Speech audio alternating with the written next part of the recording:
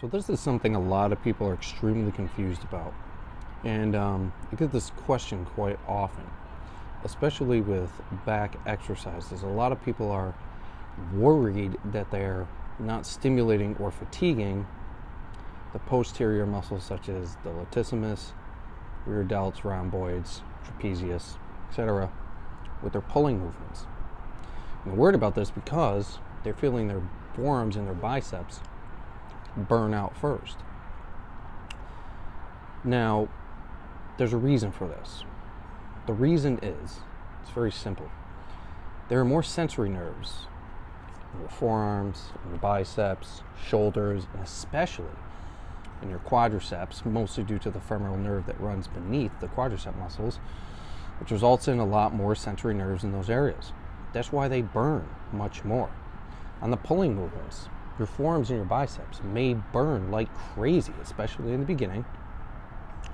And it's mostly due to just more sensory nerves in those areas. If you fail on a pulling movement, you have effectively fatigued and stimulated the trapezius, the rhomboids, and the lats. Just because you feel a particular muscle group more does not mean it's even being effectively stimulated. Obviously, in this case, your forearms or biceps are heavily worked in these movements. But in a lot of the cases, people may feel that a muscle group is being more heavily worked and feel that it is a exercise simply for that muscle group. Good example is, a leg press or a squat. You feel it like crazy in your quads. And again, this is just due to more sensory nerves in that area because of where the femoral nerve is located. And they believe that they're not training their glutes on a leg press or squat because they don't feel it in their glutes and you only feel it in your quads. Well, that's not true. The glutes are the prime mover in a leg press and a squat, which means they're responsible for performing the majority of the movement, which is hip extension. Your glutes are heavily involved in a squat or a leg press or any hip extension exercise, regardless of if you feel it or not. And I've got bodybuilders, idiot coaches, unconsciously incompetent personal trainers who are designing exercises based on feel, when feel during an exercise is almost irrelevant. For instance, an exercise where you put a muscle in a stretched position or passive insufficiency, you're going to feel that a lot more. For instance, doing drag curls. I saw on Charles Glass' Instagram, he was instructing a female bodybuilder on drag curls. There's no reason to do a drag curl. It's just Charles Glass is a complete moron and thinks that there's some benefit to a drag curl because you feel it more. And the only reason you feel it more is because you're putting your biceps in passive insufficiency, in a stretched position.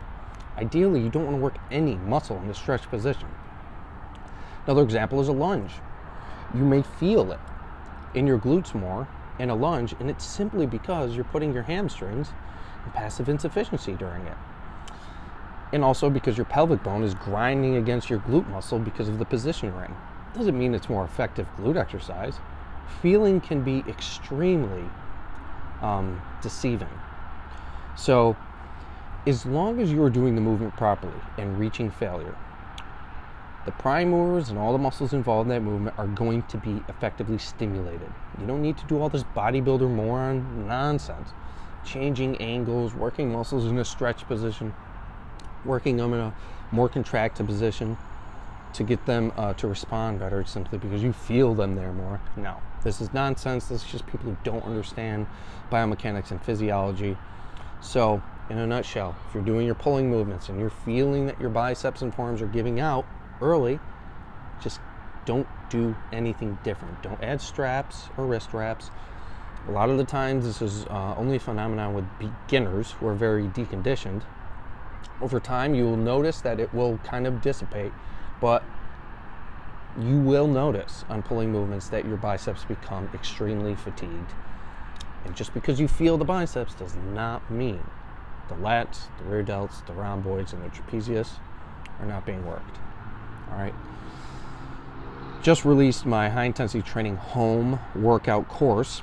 if you want an extremely effective, safe, and time-efficient workout that you can do at home with almost no equipment, click the link in the description below and purchase the at-home high-intensity workout training course. Follow me on Instagram, _J_Vincent. Like and subscribe, bell notification icon for all new science-based upcoming videos.